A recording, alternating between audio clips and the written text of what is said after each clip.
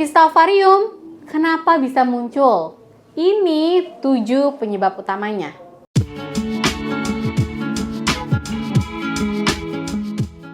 Assalamualaikum warahmatullahi wabarakatuh. Halo wanita hebat, jumpa lagi nih dengan saya Dr. Wedelia Sadina Putri. Di video sebelumnya kita sudah bahas ya tentang gejala-gejala kista ovarium yang perlu kamu waspadai. Nah, setelah tahu gejalanya, banyak nih pasti di antara teman-teman yang bertanya-tanya, tapi sebenarnya kenapa sih dok kista ovarium itu bisa muncul di tubuh wanita? Bagus banget. Pertanyaan ini sangat penting memang teman-teman, karena dengan memahami penyebabnya, kita bisa lebih bijak dalam menjaga kesehatan reproduksi kita. Nah, di video kali ini kita bakal kupas tuntas 7 penyebab utama dari kista ovarium yang wajib kamu tahu. Ini penting banget ya buat semua wanita agar bisa mengenali tubuhnya dan bisa melakukan pencegahan yang tepat. Ditonton sampai habis ya. Jadi wanita hebat, sebagian besar kista ovarium itu sebenarnya adalah kista fungsional. Artinya terbentuk sebagai bagian dari siklus menstruasi yang normal. Setiap bulan kan si indung telur kita nih, si ovarium itu akan membentuk kantung kecil yang disebut dengan folikel. Folikel-folikel ini berisi sel telur yang sedang berkembang. Biasanya folikel ini akan pecah dan melepaskan sel telur pada saat ovulasi, pada saat masa subur. Setelah itu, folikel itu berubah nih menjadi korpus luteum yang akan menghasilkan hormon. Nah, kalau ada gangguan di dalam proses ini, dalam proses folikel ataupun korpus luteum, itu bisa saja mereka tidak berfungsi semestinya, sehingga terbentuklah kista itu. Jadi, kista fungsional itu sebenarnya bukan penyakit, melainkan respon alami tubuh yang kadang sedikit melenceng nih dari jalurnya. Tetapi ada juga kista yang bukan fungsional dan punya penyebab lain. Ayo kita bahas satu persatu.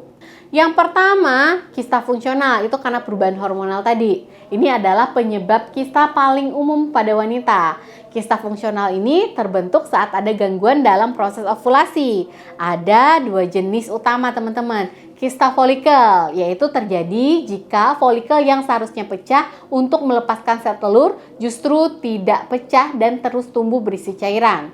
Yang kedua, kista korpus luteum terjadi jika sel telur dilepaskan. Folikel yang tersisa atau korpus luteum itu tidak menyusut, malah terisi cairan dan tumbuh menjadi kista. Kista jenis ini seringkali tidak menimbulkan gejala dan bisa hilang sendiri dalam beberapa minggu atau bulan.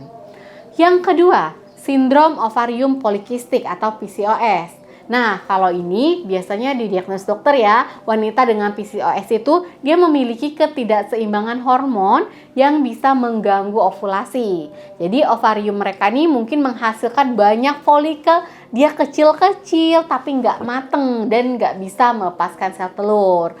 Folikel-folikel kecil ini tetap ada di dalam ovarium dan membentuk banyak kista kecil. Makanya disebut dengan polikistik, artinya banyak kista. Dan ini adalah penyebab umum head yang gak teratur atau biasanya ke masalah-masalah kesuburan tuh nantinya.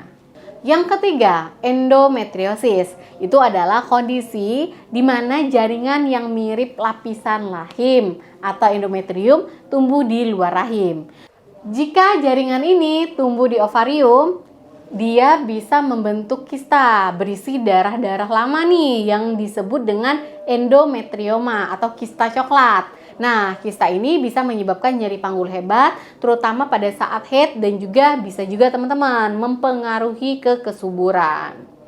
Nah, yang keempat itu kehamilan, korpus luteum cyst. Biasanya pada awal kehamilan, korpus luteum yang terbentuk setelah ovulasi itu akan terus menghasilkan hormon untuk mendukung kehamilan.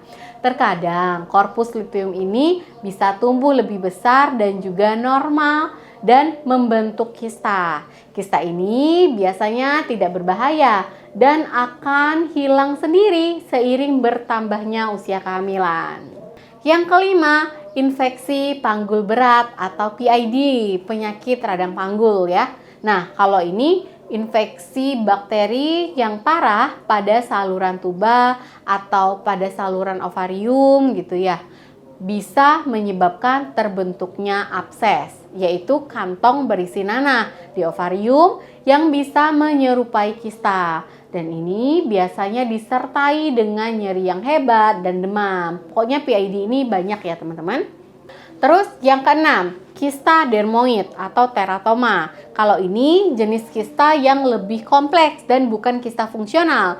Kista dermoid ini dia terbentuk dari sel-sel embrionik yang berisi berbagai jaringan tubuh seperti rambut, gigi, tulang, atau mungkin lemak juga bisa teman-teman di dalam si kista itu. Dan kista ini biasanya bersifat non-kanker, tetapi bisa tumbuh besar dan biasanya perlu diangkat nih melalui tindakan bedah atau dioperasi.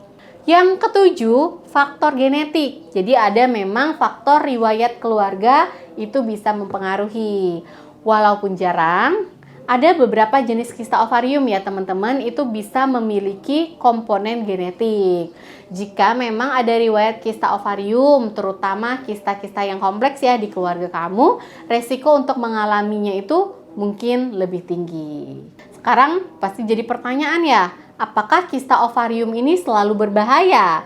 Jadi teman-teman, sebagian besar kista ovarium itu tidak berbahaya dan akan hilang sendiri. Contohnya kista fungsional, dia nggak perlu pengobatan khusus. Namun memang ada beberapa kondisi kista, jenis kista yang perlu diwaspadai dan diobati. Misalnya nih, kista yang ukurannya makin lama makin membesar. Terus kista yang menimbulkan gejala-gejala parah, nyeri hebat, sampai ke perdarahan-perdarahan yang abnormal. Yang ketiga, kista yang gak hilang setelah beberapa kali melewati siklus menstruasi. Yang keempat, kista yang dicurigai bersifat non-kanker seperti kista dermoid tadi, atau bahkan yang dicurigai itu suatu keganasan kanker ya teman-teman, walaupun ini sangat jarang terjadi pada kista ovarium. Oleh karena itu, kalau memang teman-teman merasakan gejala kista ovarium seperti yang udah kita bahas di video sebelumnya tadi, itu jangan tunda ya untuk memeriksakan diri ke dokter. Dokter akan melakukan USG panggul dan melakukan pemeriksaan lain yang diperlukan untuk mendiagnosis jenis kista dan juga menentukan nih apakah penanganan itu perlu dilakukan atau tidak dan penanganan apa nih yang cocok buat teman-teman. Kesimpulannya, kista ovarium itu bisa muncul karena berbagai alasan, mulai dari proses alami siklus menstruasi hingga ke kondisi medis tertentu. Dengan memahami penyebab-penyebab ini, kamu bisa lebih proaktif dalam menjaga kesehatan reproduksi kamu. Kuncinya teman-teman adalah peka terhadap sinyal tubuhmu, menjaga gaya hidup yang sehat, dan jangan ragu, jangan takut, jangan malu untuk konsultasi ke dokter kalau memang ada kekhawatiran. Kesehatan reproduksi kamu itu sangat berharga ya teman-teman. Gimana? Apakah pernah nih mendengar tentang kista ovarium atau pengalaman mungkin yang ingin kamu bagikan? Silahkan tulis di kolom komentar di bawah ya. Semoga video saya bermanfaat dan juga bisa menambah wawasan kamu. Jangan lupa ya teman-teman untuk di like, share juga video saya dan juga subscribe untuk informasi kesehatan menarik lainnya. Terima kasih yang sudah menonton. Jaga kesehatan selalu. Salam sehat. Wassalamualaikum warahmatullahi wabarakatuh.